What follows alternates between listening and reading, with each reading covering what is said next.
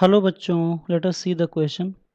The average kinetic energy of a gas molecule at 27 degrees Celsius is 6.21 into 10 to the power minus 21 joule. Its average kinetic energy at 227 degrees Celsius will be.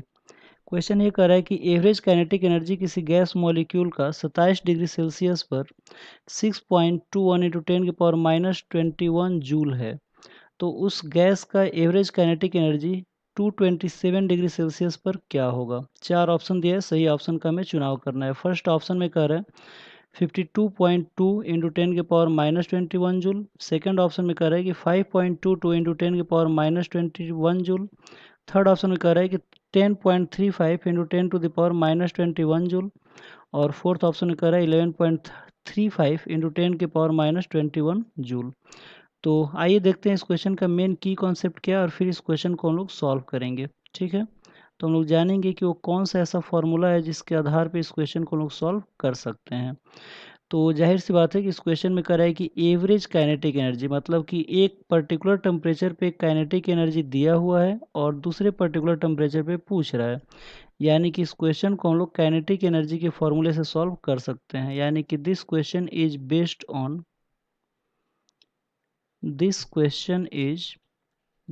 On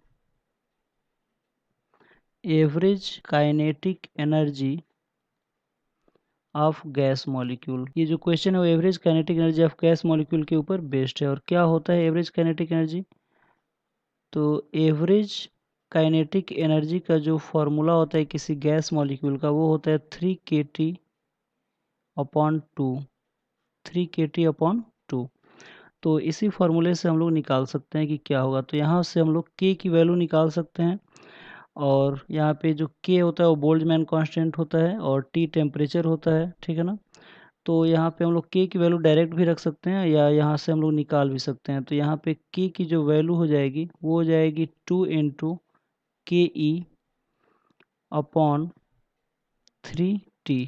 ठीक है, तो एक temperature दिया है और उस temperature पे kinetic energy दिया है, तो उसकी वैल्यू रख के k की वैल्यू निकाल लेंगे और फिर सेकेंड केस में इसकी वैल्यू से सॉल्व कर सकते हैं।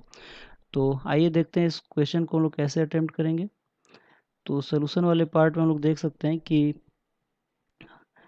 काइनेटिक एनर्जी दिया हुआ है। तो यहाँ पे हम लोग इसी फार्मूले से निकाल सकते हैं kinetic energy equal to 3/2 kT।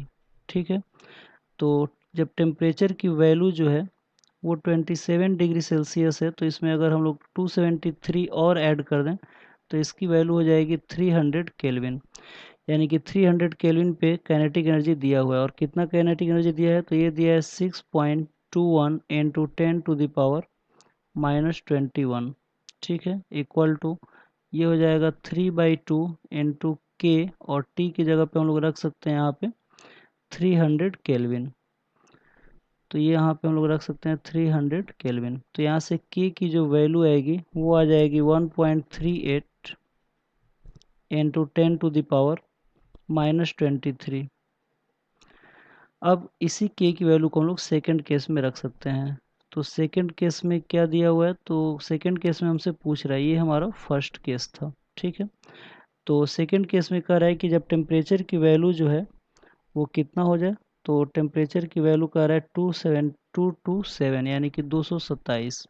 यानी कि टेम्परेचर अगर 227 हो जाए तो इसमें अगर 273 अगर ऐड कर दें तो इसकी वैल्यू हो जाएगी 500 केल्विन। यानी कि हमें 500 केल्विन पे काइनेटिक एनर्जी निकालना है। तो फिर से वही फॉर्मूला यूज करें तो काइनेटिक एनर्जी इक्वल टू आ जाएगा 3/2 kT।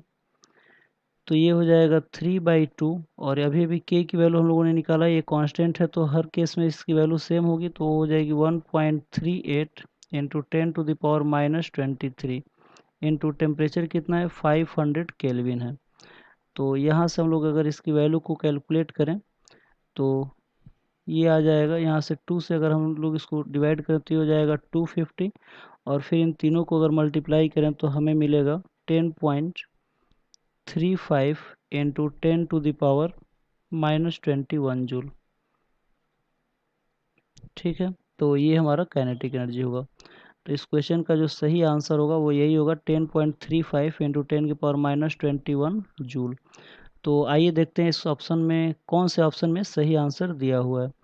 तो आप लोग देख सकते हैं कि जो थर्ड ऑप्शन है वहाँ पे दिया हुआ है 10.35 इंटू 10⁻⁻21 जूल, यानी कि इस क्वेश्चन का जो सही जवाब है वो थर्ड ऑप्शन है।